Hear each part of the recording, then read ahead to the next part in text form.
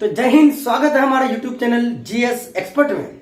दोस्तों, हम fundamental rights को कंटिन्यू कर रहे हैं। यह हमारा चौथा लेक्चर होगा। इस लेक्चर में हम लोग समझेंगे कि आर्टिकल 13 क्या है, अल्पीकरण क्या है, सज्जन सिंह केस क्या है, केशवानंद भारतीय केस क्या है। इन सारी चीजों का आज हम लोग विस्तृत ढंग से पढ़ेंगे। आइए हम लोग वीडियो को कंटिन्यू करते हैं। दोस्तों, जो आर्टिकल 13 है, ये आर्टिकल 13 क्या है? ये बेसिकली आर्टिकल जो 12 है, जो राज्य की परिभाषा है, उसको कैसे लागू करेगा, ये इस चीज के बारे में प्रावधान है, ये रोक है। आर्टिकल 13 में क्या है? अल्पीकरण। अल्पीकरण का मतलब होता है रोक। अल्पीकरण का मतलब होता है रोक। अब हम लोग इसको ऐसे समझते हैं। आर्टिकल 13 ये कहता है कि हमारे संविधान में ऐसे कोई भी कानून पहले का या बाद का या वर्तमान में नहीं बनेगा जो हमारे मूल अधिकार को या दूसरे के अधिकार को क्या ठेस पहुंचे। मतलब कोई भी कानून कोई राज्य कोई ऐसे कानून का निर्माण नहीं करेगी जो कि दूसरे के अधिकार को क्या करे, प्रभावित करे। यही क्या है? आर्टिकल 13। आइए इसको हम लोग और भी डिटेल के साथ समझते हैं। देखिए, आर्टिकल 13 अल्पीकरण है। अल्पीकरण क्या है? कि राज्य किसी ऐसे कानून का निर्माण नहीं करेगी। कौन? राज्य। ये कौन वाला राज्य? यूपी बिहार वाला राज्य नहीं। जो आर्टिकल 12 में हम लोग राज्य को अच्छा से परिभाषित किए, जैसे सेंट्रल सरकार क्या है? राज्य है। राष्ट्र सरकार क्या है? ये राज्य सरकार क्या है? राज्य है। लोकल बॉडीज क्या है? ये सब भी अपने आप में राज्य से। जैसे एनजीसी क्या है? वो भी एक राज्य है। सुप्रीम कोर्ट क्या है? जैसे ये है। रेलवे क्या है? अपने आप में राज्य है। वही सारे राज्य के बारे में ये चर्चा है आर्टिकल 12 में। जैसे यूपीएससी अपने आप में राज्य है, बीपीएससी अपने आप में राज्य है, एसएससी अपने आप में राज्य है, क्योंकि वो अपने से निकालता है। तो आइए हम लोग इसको और भी समझते हैं कि राज्य ऐसे कोई भी कानून का निर्माण नहीं करेगी। कौन? राज्य ऐसे कोई भी कानून का निर्माण नहीं करेगी जो हमारे मूल अधिकार के विरोध में हो। ये क्या कहता है? आर्टिकल 13 कहता है कि आर्टिकल 12 में जो राज्य को परिभाषित किया गया है, आर्टिकल 12 में जो राज्य को परिभाषित किया गया है, उसी को कैसे यूज होगा, कैसे हमारे जो आर्टिकल 13 में लागू होगा, कैसे लागू होगा, इन सारी चीज को जो है, जो प्रक्रिया है, वो आर्टिकल 13 बताता है कि आर्टिकल 12 का जो चीज है उसको कैसे हम आगे यूज करेंगे या कैसे यूज होगा, कौन यूज नहीं होगा, उन सारी चीजों के बारे में बात करता है। कौन? आर्टिकल 13। आर्टिकल 13 क्या है? अल्पीकरण है। ये रोक लगाता है कि कोई भी ऐसा कानून नहीं होगा जो हमारे मूल अधिकार के क्या हो, एगेंस्ट में हो। हमारे मूल अधिकार के एगेंस्ट में नहीं होना चाहिए। जैसे आप लोग पढ़े होंगे आर्टिकल 19 क्लॉज ए, क्लॉज 1 में क्या पढ़े हैं कि फ्रीडम ऑफ एक्सप्रेशन, आपको बोलने की आजादी है। आपको बोलने की आजादी है तो इसका मतलब ऐसा नहीं है कोई अगर इनोसेंट व्यक्ति है उसको जाके आप गड़िया देंगे, इस तरह का तो कोई भाषा नहीं है संविधान में, इस तरह का कोई तो बात नहीं है। जैसे आपको आर्टिकल 19 का जो क्लॉज 4 है, उसमें क्या है कि चारों ओर आपको घूमने की आजादी है। तो चारों ओर अगर आपको घूमने की आजादी है तो इसका मतलब ऐसा तो बिल्कुल नहीं है कि किसी का बेडरूम में जाके घुस जाएंगे, ऐसा है क्या? नहीं है। इसका मतलब आपको आजादी है, लेकिन उस आजादी में भी क्या है? रोक है कि आप कुछ सब कुछ नहीं कर सकते। आपको तो आजादी है लेकिन आप सब कुछ नहीं कर सकते हैं। क्या? कि जो भी चीज है वो आपको संविधान के दायरे के अंदर रह के करना होगा, वो लिमिट में करना होगा। आप ऐसा नहीं है कोई खामोखा जा रहा है घींच दिए उसको चार झपट, ऐसा कोई बात नहीं है, क्योंकि आपको जो आर्टिकल 13 है वो रोक लगाता है, अल्पीकरण करता है। अब आर्टिकल 13 क्लॉज 1 क्या कहता है कि संविधान की पूर्व की विधियां, प्री कॉन्स्टिट्यूशन लॉ, जैसे आप मान के चलिए ये प्री कॉन्स्टिट्यूशन लॉ, जो संविधान जब हमारा बनके तैयार हुआ, जो संविधान बनके 26 नवंबर 1946 को हमारे संविधान जो है बनके तैयार हो गया। इसलिए 26 नवंबर को हम क्या मनाते हैं? 26 नवंबर को जो है हम मनाते हैं संविधान दिवस। और 26 जनवरी 1950 को संपूर्ण रूप से हम संविधान को क्या कर दिए? लागू कर दिए। जो संविधान बनने की जो पहले की कानून है, अब बोले कि सर संविधान जो बन गया इसके पहले की क्या कानून हो सकता है? जी हाँ, बिल्कुल कानून है। जैसे आप आईपीसी की धारा पढ़े होंगे, सीआरपीसी की धारा पढ़े होंगे। जैसे आईपीसी की धारा मान के चले 307 पढ़े होंगे, 309 पढ़े होंगे। तो ये सब क्या है? आईपीसी एक्ट कब आया था? आईपीसी जो आया था लगभग 1960 और 61 की दशक में, 1860-61 में आया था आईपीसी। अब बोलेगा कि संविधान बनने के पहले की विधियां और क्या है? जैसे मान के चले हिंदू मैरिज एक्ट है, हिंदू पर्सनल लॉ है, मुस्लिम पर्सनल लॉ है। लगभग 1935-36 में ये सब आया। 1935 ये हिंदू पर्सनल लॉ, मुस्लिम पर्सनल लॉ। आइए अब हम लोग इसको ऐसे समझते हैं कि संविधान बनने की पहले का जो लॉ है, अगर वो लॉ हमारे मूल अधिकार को या किसी के अधिकार को अगर प्रभावित करे तो इस तरह के लॉ को हटा दिया जाएगा। इस तरह का लॉ संविधान में नहीं लागू होगा। ये आर्टिकल 13 कहता है। अब ये भी कहता है कि अगर संविधान बनने के बाद या संविधान लागू होने के बाद या कोई भी ऐसे लॉ जो हमारे अधिकार को क्या करे, ठेस पहुंचाए, हनन करे, प्रभावित करे, इस तरह का भी कोई लॉ नहीं होगा। सीधी बात है, इसको घुमा के आपको नहीं पढ़ना, काफी पेचीदा टॉपिक है, लेकिन मैं इसको आसान भाषा में परिभाषित करता हूँ। सीधा आपको यह समझना है कि आर्टिकल 13 यह कहता है कि हमारे संविधान बनने के पहले का लॉ या हमारे संविधान के बाद का लॉ, कोई भी ऐसा लॉ हमारे देश में लागू नहीं होगा क्या कि जो हमारे मूल अधिकार को या दूसरे के अधिकार को क्या करे, प्रभावित करे। इस तरह का लॉ की कोई गुंजाइश नहीं है। या कोई भी ऐसा लॉ जो वर्तमान समय में अगर उस लॉ का सृजन हो रहा है, उस लॉ को बनाया जा रहा है, लेकिन संसद के उस लॉ को बनाया जा रहा है, लेकिन वो हमारे मूल अधिकार के अगर खिलाफ हो जाए तो उस लॉ को क्या कहते हैं, लागू नहीं किया जाएगा। जैसे न्यायिक नियुक्ति मोदी जी ने पास करवा दिया, राष्ट्रपति उस पर साइन भी करवा दिया, लेकिन सुप्रीम कोर्ट ने क्या रोक लगा दिया। उसने मोदी जी ने क्या कहा कि जजों की जो नियुक्ति करेंगे वो हम करेंगे, संसद द्वारा जजों की नियुक्ति होगी। लेकिन जजों की नियुक्ति का प्रणाली तो कॉलेजियम सिस्टम के द्वारा होता है, इस तरह का नहीं है। इसलिए कोर्ट ने भी कहा कि आप संसद है, हम भी अपने आप में सुप्रीम है। अगर आप संसद है, इसका मतलब सर्वश्रेष्ठ पावर आपके पास नहीं है ना भाई, आपके पास भी पावर है तो लिमिट में है ना। आप संसद है आपके पास मेजोरिटी अगर होगा तो आप ऐसा बात थोड़ी ना कि पूरे संविधान को बदल देंगे। ये भी आप आगे बेसिक स्ट्रक्चर पर जब केशवानंद भारतीय केस को एक्सप्लेनेशन करेंगे तब हम ये भी समझेंगे कि संविधान को बदल तो सकते हैं, लेकिन संविधान की बेसिक स्ट्रक्चर को हम लोग नहीं बदल सकते हैं। वही चीज के बारे में अभी आगे पढ़ेंगे। इसका मतलब ये है कि आपके पास पावर है, संसद के पास मेजोरिटी है, 2/3 बहुमत से अगर वो पास भी कर देगा तो ऐसा नहीं है कि वो पास कर देगा तो उसके ऊपर और कुछ नहीं है। सुप्रीम कोर्ट भी है, सुप्रीम कोर्ट भी अपने आप में सुप्रीम है। इसका मतलब आप सब कुछ नहीं कर सकते, इसको हम लोग आसान भाषा में समझते हैं। आप अपने मर्जी से जो है सब कुछ नहीं कर सकते हैं, आपके ऊपर भी कोई ना कोई है। ये बेसिकली क्या कहे, आर्टिकल 13 कहता है कि संविधान बनने के पहले या संविधान बनने के बाद या वर्तमान समय में ऐसे कोई भी कानून हमारे देश में लागू नहीं होगा जो हमारे मूल अधिकार को या दूसरे के अधिकार को क्या पहुंचाए, ठेस पहुंचाए। इस तरह का लॉ की कोई गुंजाइश है क्या? बिल्कुल नहीं है मित्रों। आइए हम लोग समझते हैं। तो क्या हो गया, संविधान की पूर्व की विधियां, जैसे आईपीसी की धारा है, सीआरपीसी है, ये सब कब बना था? 1860-61 के दशक में बना, 1860 और 61 में बना। अब आर्टिकल 13 क्लॉज 2 क्या कहता है कि संविधान की बाद की विधियां, इसको हम समझा चुके हैं। संविधान बनने की जो बाद की विधियां होगा, ऐसे कोई भी विधि नहीं होगा जो हमारे अधिकार को क्या पहुंचाए, ठेस पहुंचाए, हमारे अधिकार को क्या पहुंचाए, ठेस पहुंचाए। आइए अब हम लोग समझते हैं आर्टिकल 13 क्लॉज 3। अब विधि की परिभाषा है। आर्टिकल 13 क्लॉज 3 में क्या है, विधि की परिभाषा है। क्या विधि कौन होगा? क्या ऑर्डिनेंस विधि होगी, अध्यादेश? जैसे आर्टिकल 123 में अध्यादेश की चर्चा है, अध्यादेश जारी करता है। इसका मतलब इसमें आर्टिकल 13 क्लॉज 3 में क्या है, विधि की परिभाषा है। जैसे अध्यादेश होगा, विधि के अंतर्गत आता है। आदेश देते हैं, ये भी विधि के अंदर आ गया। क्या उप विधियां जो क्या कहते हैं बाई लॉज है, वो भी क्या है, विधि की परिभाषा के अंतर्गत आता है। नियम या लॉ, कोई भी नियम बनाएगा, लॉ बनाएगा, जो क्या विधि की परिभाषा के अंतर्गत आएगा। बेसिकली क्या आर्टिकल 13 क्लॉज 3 क्या कहता है, विधि की परिभाषा की चर्चा है। मैं आशा करता हूँ इसको आप लोग अच्छे से समझ गए होंगे। एक बार रिमाइंड करते हैं कि आर्टिकल 13 कुछ नहीं है, सीधा क्या लगाता है, रोक लगाता है। आर्टिकल 12 ऐसे कोई भी कानून का निर्माण नहीं करेगी जो हमारे अधिकार या दूसरे के अधिकार को प्रभावित करे। अगर वो ऐसा कानून बनाती है आर्टिकल 12 क्या राज्य, तो आर्टिकल 13 उसको बोलेगा ना लगा तो रे, थोड़ा रोक तो आर्टिकल 13 का काम क्या होता है, रोकने का काम करता है। ठीक है, संविधान बनने के पहले या संविधान बनने के बाद या वर्तमान समय में ऐसे कोई भी कानून का निर्माण नहीं होगा जो हमारे मूल अधिकार को प्रभावित करे, दूसरे के अधिकार को प्रभावित करे। आप आर्टिकल 19 क्लॉज क्या कहते हैं 4 में ये प्रावधान है कि आपको चारों ओर घूमने की आजादी है, आपको ताजमहल देखने की आजादी है, आपको हवा महल घूमने की आजादी है और दिगर जगह गोलघर घूमने की आजादी है। अब इसका मतलब ऐसा नहीं है कि आपको घूमने की तो आजादी है, किसी का बेडरूम में जाके घुस गए कि कौन ची कर रहे हैं, टुकुर टुकुर देखिएगा तो क्या बोलेगा, नहीं, इस तरह का अधिकार आपको नहीं है। जैसे आर्टिकल आपको 19 क्लॉज 1 में क्या कहता है कि फ्रीडम ऑफ एक्सप्रेशन, आपको जो है अभिव्यक्ति की आजादी है। अब अगर आपको अभिव्यक्ति की आजादी है तो इसका मतलब ऐसा थोड़ी ना है कोई घूम रहा है रोड में उसको जाके गरिया दिए, इस तरह की आजादी नहीं है। कोई भी चीज है लिमिट में है। आइए हम लोग इसको कंटिन्यू करते हैं। अब आर्टिकल 13 क्लॉज 4 क्या है, आर्टिकल 13 क्लॉज 4 में बेसिकली जो 24वें संविधान संशोधन 1971 में हुआ, इंदिरा गांधी ने संविधान में संशोधन किया। 24वां संविधान संशोधन 1971, उस समय तो इंदिरा गांधी की सरकार थी।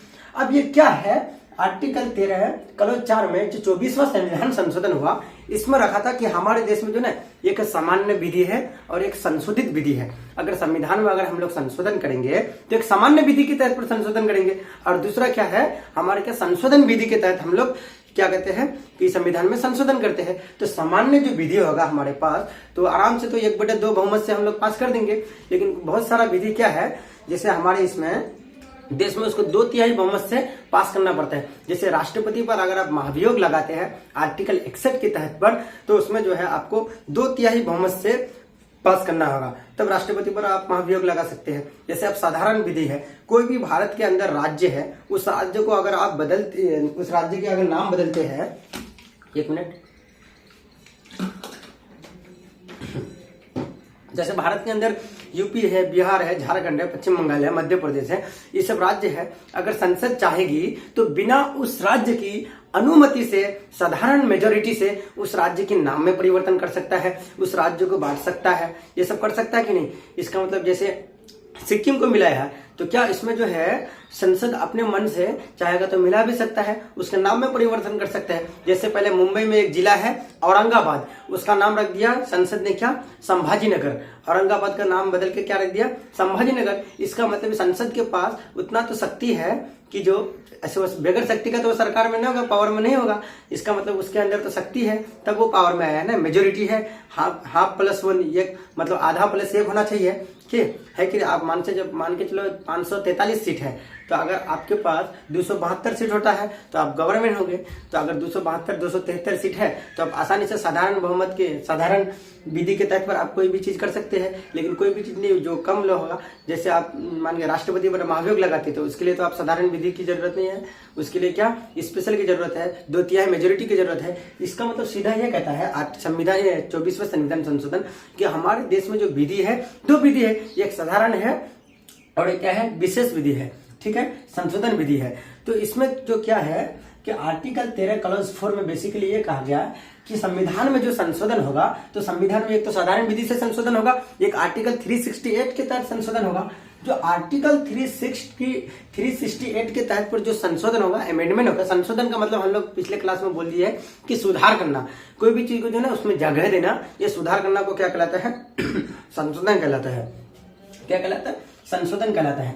अगर आर्टिकल 368 के तहत पर हमारे संविधान में संशोधन होता है, आर्टिकल 368 के तहत पर अगर हमारे संविधान में कोई संशोधन होता है, तो जो जुडिशियल रिव्यू जो होगा, अब न्यायिक पुनरावलोकन क्या होता है, जो जुडिशियल रिव्यू होगा उसका जांच नहीं करेगा। ये चीज आपको कान में बिल्कुल चिल माइंड से समझना है, ये काफी कॉम्प्लिकेटेड टॉपिक है, पेचीदा टॉपिक है, इसको बिल्कुल अच्छा से सुनिए आप कि आर्टिकल 13 का क्लॉज 4 क्या कहता है कि 24वें संविधान संशोधन 1971 में जो ये जोड़ा गया इस अनुच्छेद को, तो आर्टिकल 368 के तहत पर अगर हमारे संविधान में कोई संशोधन होता है, आर्टिकल 368 के तहत पर अगर हमारे संविधान में कोई संशोधन होता है, तो इसमें जो जुडिशियल रिव्यू होगा वो चीज की जांच नहीं करेगी। अब सवाल ये उठता है कि सर जुडिशियल रिव्यू क्या है। देखिए, जुडिशियल रिव्यू को हम लोग ऐसे समझते हैं, ये मान के चलिए ये क्या है हमारे पास, ये बोतल है। ये बोतल हमको कौन दिया, राज्य दिया। आर्टिकल 12 में जो राज्य परिभाषित करता है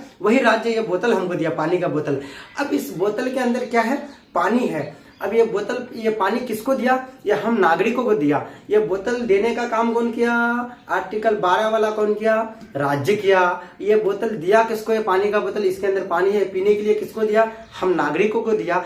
अब इस बोतल के अंदर जहर मिलाया है, कोई भी पॉइजन अगर मिलाया है, तो इसका जांच कौन करेगा। इसका जो जांच करने की जो शक्ति दिया हुआ है वो जुडिशियल रिव्यू को दिया हुआ है, जुडिशियल रिव्यू को दिया हुआ, न्यायिक पुनरावलोकन को दिया हुआ है। अगर इसके अंदर जहर है तो जुडिशियल रिव्यू जांच करेगा, जहर अगर पाया गया तो इसको क्या पूरी तरीके से क्या कर देगा, रद्द कर देगा। वही चीज है मेरे भाई, अगर आपको आर्टिकल 368 के तहत पर आज संशोधन करते हैं तो जुडिशियल रिव्यू जांच नहीं करेंगे, लेकिन बाकी अगर कोई विशेष से अगर कर रहे हैं तो जुडिशियल रिव्यू जांच करेगा। अब ऐसा नहीं है कि पूरे संविधान में अगर संशोधन करने की आपको इजाजत है तो पूरे संविधान को बदल दे, पूरे मूल अधिकार को ही बदल दे, पूरे भाग 3 को ही बदल दे, क्योंकि भाग 3 को बदलने का कोई भी गुंजाइश हमारे संविधान में नहीं है। अब भाग 3 को बिल्कुल संविधान का सबसे प्रमुख अंग कहा जाता है भाग 3 को। इसको बिल्कुल आपको बदलने की जो है ना किसी भी प्रकार का शक्ति नहीं है, ये आप बिल्कुल बदल ही नहीं सकते हैं। इसका मतलब अगर संसद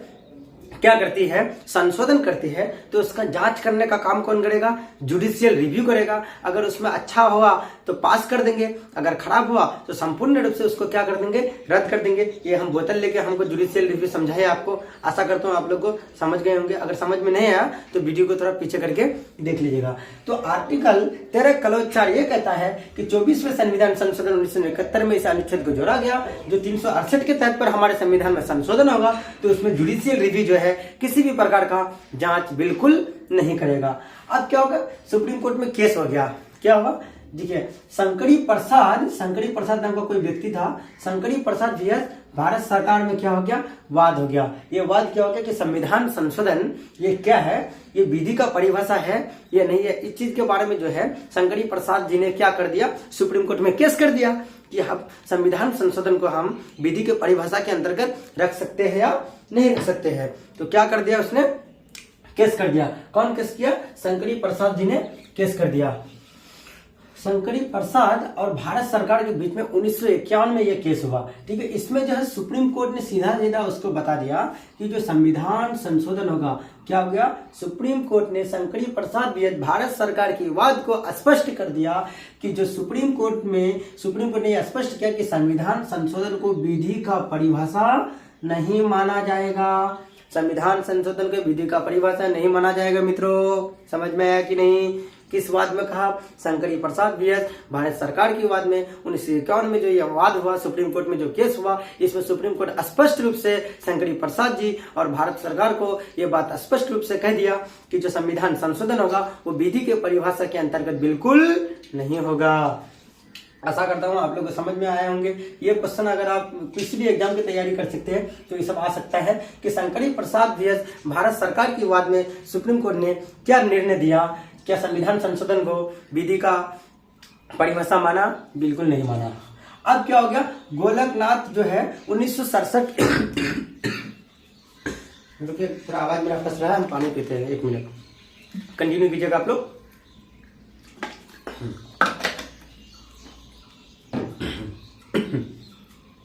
देखिए, अब गोलकनाथ वाद 1967 में हो गया।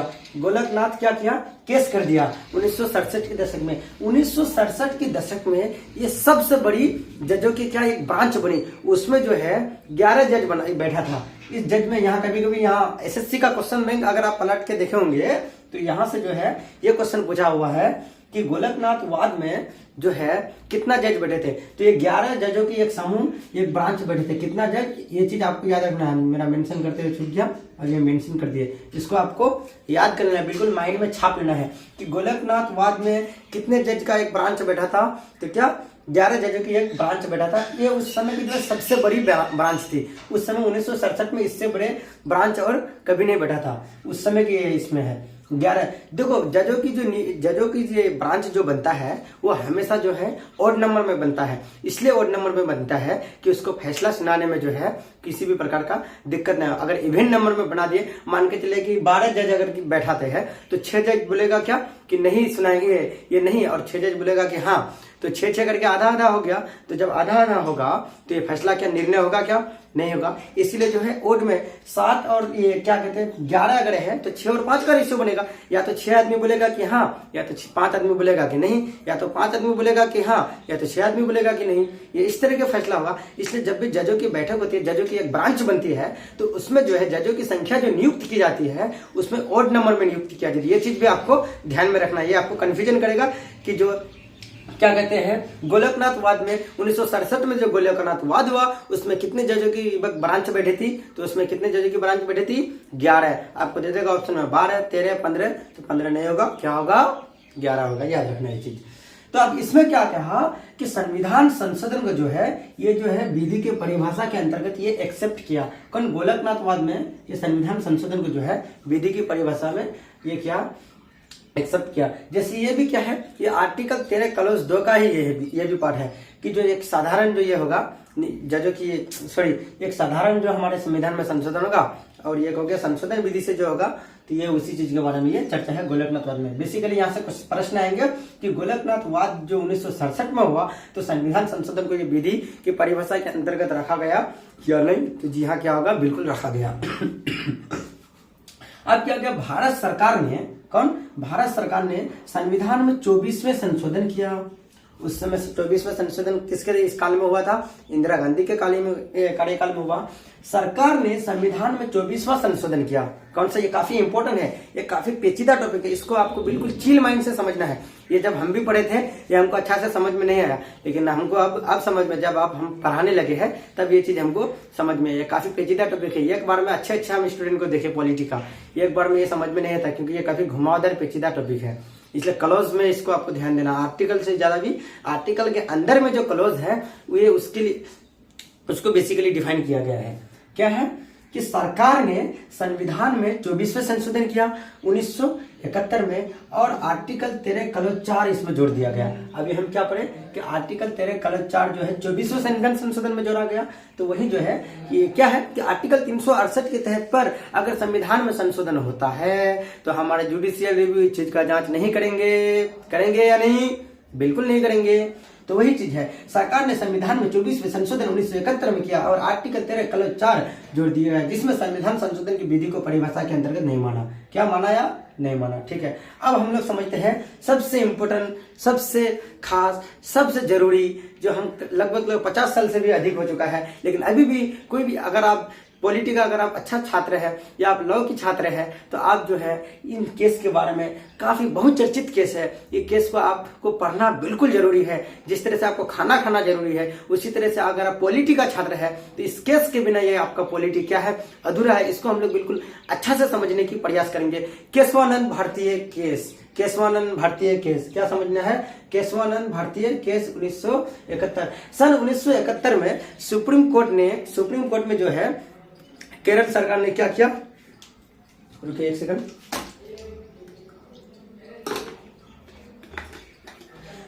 देखिए, जब हमारा देश आजाद हुआ, जब हमारा देश सन 47 में आजाद हो गया था तो उस समय जो है अंग्रेजों ने क्या किया, जमींदारी व्यवस्था को जो है ज्यादा प्रमोट किया था। ज्यादा प्रमोट इस वजह से किया, अगर कोई राजा के पास ज्यादा अगर जमीन होता था, वो अगर जमींदार था तो उससे तो वो हुमच करके कर वसूल लेता था, और कोई अगर गरीब था तो उसको मजदूर बना के उसके काम लेता था। इसका मतलब जमींदारी व्यवस्था को प्रमोट कौन किया? अंग्रेजों ने करके गया था। जमींदारी व्यवस्था को खूब प्रमोट किया। इसी में जो है जब देश आजाद हो गया था तो हम जो है बैलेंस करने लगा चीजों को कि ऐसा नहीं होगा, ऐसे होगा, क्योंकि जिसके पास ज्यादा अगर जमीन होता था, जो ज्यादा अमीर होता तो गरीबों को वैल्यू नहीं देता। ये हमारे वही देश है जो अभी कहते हैं कि वसुदेव कुटुंबकम, ये सबका ये है। लेकिन एक वक्त ऐसा था जो देश आजाद होने के बावजूद भी दलितों को जो है ना चैन से जीने नहीं दिया जाता था। ये वही भारत देश है जो आपको जो इतिहास में आप देखे होंगे, इतिहास में आप सुने होंगे, इतिहास में आप पढ़े होंगे कि जब महाराष्ट्र से कोई अगर दलित गुजरता था तो उसको पीछे से साफ करना पड़ता था। ये वही भारत है अभी भी। देखिए वक्त के नजाकत को देखिए अभी कैसा है। तो क्या हुआ, केरल सरकार बीएस केशवानंद भारती ने क्या हुआ, एक वाद क्या हुआ कि केशवानंद भारती के पास जो है ना कई एकड़ जमीन थे, 100 एकड़ जमीन थे, कई 100 एकड़ जमीन थे। उसमें जो है उस मठ के जो है धार्मिक रूप से भी उसका कुछ उसूल आने लगा था। जैसे मान के चलिए अगर कोई घूमने जाएगा ताजमहल, तो ताजमहल अगर घूमने जाएगा तो सरकार को तो उससे फायदा है। सरकार को फायदा है कि नहीं? ताजमहल घूमने जाएगा तो उसका टैक्स वसूलता है ताजमहल, क्योंकि राष्ट्रीय स्मारकों का नियंत्रण कौन करता है? सरकार करता है। वही चीज है कि केशवानंद भारतीय और केरल सरकार के बीच में एक वाद हुआ। ये केरल सरकार का कहना यह था कि जो जमींदारी होगा आप उतने जमीन रखिए अपने पास मेरे भाई, आप उतने पास रखिए कि आपका जो है क्या कहते हैं सस्टेन हो सके। आप ऐसा नहीं कि आप सारे के सारे आप जमीन रख देंगे और सरकार के पास कुछ नहीं। इसलिए सरकार के पास भी जमीन का होना क्या है, अनिवार्य है। सरकार के पास मान के चलिए अगर कंगाल है तो ऐसे सरकार का कोई वैल्यू देगा क्या? बिल्कुल नहीं देगा। फिर पाकिस्तान का हाल हो जाएगा। ये सरकार को जो है कंगाल नहीं होना चाहिए। तो ये सरकार का भी कहना ठीक था कि केशवानंद भारती के पास इतना जमीन है, कई 100 एकड़ जमीन है, कई 100 एकड़ जमीन है, और कि सरकार जो है इस बात को लेकर क्या केस कर दिया केरल सरकार ने। तो अब क्या हुआ कि केशवानंद भारती को जो है वो जो मठ था, वो मठ के क्या थे, वो मालिक थे, वो मठ के मालिक थे। वहां जो घूमने आते थे धार्मिक लोग, तो उससे तो उसको फायदा होता था। उसको जो इससे फायदा होता था तो क्या किया, सुप्रीम कोर्ट में एक केस चला गया। ये जो संविधान कॉन्स्टिट्यूशन अमेंडमेंट या सीए जो हम लिखे हैं शॉर्ट फॉर्मेट में, इसको समझना कॉन्स्टिट्यूशन अमेंडमेंट, संविधान संशोधन को विधि नहीं माना। अब ये क्या है, इसको हम सबसे पहले ऐसे समझ, इसको हम मिटा सकते हैं। सबसे पहले जो है आप लोग इसका एक स्क्रीनशॉट लीजिए फ्रेश से। आशा करता हूं कि आप लोग स्क्रीनशॉट ले लिए होंगे। क्या है कि केशवानंद भारतीयवाद में सुप्रीम कोर्ट ने संविधान को विधि नहीं, ये सुप्रीम कोर्ट ने संविधान संशोधन सीटीए कॉन्स्टिट्यूशन अमेंडमेंट को विधि नहीं माना। केशवानंद भारतीयवाद में क्या कॉन्स्टिट्यूशन अमेंडमेंट को विधि माना? बिल्कुल नहीं माना। परंतु मूलभूत जो है ढांचा है उसका सिद्धांत पेश किया। इसका मतलब यह हुआ केशवानंद भारतीयवाद में सुप्रीम कोर्ट ने यह फैसला दिया कि संविधान को जो है आप संशोधन कर सकते हैं। संविधान को अब संशोधन तो कर सकते हैं, मूल अधिकार को भी आप क्या कर सकते हैं, संशोधन कर सकते हैं। लेकिन जो आपका संविधान में बेसिक स्ट्रक्चर है, मूलभूत ढांचा है, उसको आप संशोधन नहीं कर सकते हैं। इस चीज का प्रावधान, इस चीज का कॉन्सेप्ट, इसका मतलब बेसिक स्ट्रक्चर का कॉन्सेप्ट कौन दिया? केशवानंद भारतीयवाद में दिया सुप्रीम कोर्ट ने कि आप संविधान को संशोधन कर सकते हैं, मूल अधिकार को भी संशोधन कर सकते हैं, लेकिन इसका जो बेसिक स्ट्रक्चर है उस पर आप किसी भी प्रकार का कोई भी संशोधन नहीं कर सकते। जैसे मान के चलिए सेंट्रल में अभी मोदी जी के पास क्या है, फुल गवर्नमेंट, फुल क्या मेजोरिटी है, 303 अकेले उसका है। अगर अगर उसका गठबंधन अलायंस पार्टनर अगर भाग जाएगा फिर भी उसके पास 303 सीटें हैं। हालांकि अभी चुनाव हो रहा है, अब 4 दिन को जो क्या नतीजा आएगा, कौन सरकार बनेगी, इस चीज के बारे में अभी हम लोग को आकलन करना सही नहीं होगा, क्योंकि एज ए टीचर के रूप में। तो मान के चलिए सपोज अभी मोदी जी की गवर्नमेंट है, ठीक है। अब मोदी जी के पास जो है 303 अकेले सीट है, लगभग 350 से ज्यादा सीट है गठबंधन पार्टनर को लेके। अब वो अगर चाहेंगे कि हम पूरे संविधान को बदल देंगे, हालांकि वो बोल रहा है अभी कि पूरे संविधान को बदल देंगे, तो अब टुकुर टुकुर जो देख रहा है वहां सुप्रीम कोर्ट है, कंची बोला तुम संविधान को बदल देंगे। संविधान को तुम नहीं बदल सकते हो। क्यों? क्योंकि संविधान के जो मूलभूत ढांचा है वो केशवानंद भारतीयवाद में इस चीज के बारे में प्रावधान कर दिया गया है कि संविधान के मूलभूत ढांचा में आप किसी भी प्रकार का क्या कहते हैं संशोधन नहीं कर सकते हैं। ये बात किसमें कहेगी? केशवानंद भारतीयवाद में कहेगी। सीधा स्पष्ट लिखा हुआ है कि 1971 में केशवानंद भारतीयवाद में सुप्रीम कोर्ट ने क्या कहते कॉन्स्टिट्यूशन अमेंडमेंट को विधि नहीं माना, परंतु मूलभूत जो ढांचा का सिद्धांत पेश किया। मतलब क्या हुआ कि संसद और सरकार जो है संविधान में जो संशोधन करेगा, संसद या सरकार संविधान में अगर संशोधन करेगा तो आपके मूल अधिकार को भी संशोधन कर सकता है या संविधान को संशोधन कर सकता है, लेकिन संविधान में जो मूलभूत ढांचा है उसको आप भी किसी भी प्रकार का जो है संशोधन नहीं कर सकते। ये केशवानंद भारतीयवाद में 13 जो है जजों की एक सबसे बड़ी बैठक, अब तक जो है इतना बड़ी बैठक क्या कहते हैं बेंच नहीं बना है। 13 जजों की क्या बना? बेंच बना, जिसमें से इसका जो रेशियो निकला मेरे भाई, इसको हम मिटा देते हैं कि इसका जो रेशियो बैठा तो 7 जज एक तरफ और 6 जज एक तरफ। इस 7 जज बोला क्या कि हाँ संविधान में संशोधन होगा, और ये 6 जज क्या बोला? संविधान में संशोधन नहीं होगा, संविधान में संशोधन नहीं होगा। और ये लोग क्या बोला? इस 7 बोला कि होगा। अब तो ये पेचीदा, क्योंकि मेजोरिटी किसके पास आ गया? 7 वाला के पक्ष में आ गया। इसने कहा, ये केशवानंद भारती में जो 13 जजों की बेंच बैठी, इसमें कहा कि 7 लोग क्या कहा, 7 जज ने क्या कहा कि इसमें संविधान में आप संशोधन कर सकते हैं, लेकिन 6 बोला क्या, महाराज संविधान में आप संशोधन नहीं कर सकते हैं। तो पास तो हो गया कौन? क्या कहते हैं केरल सरकार ने जीत लिया केस को। केरल सरकार के पक्ष में कौन फैसला सुना गया?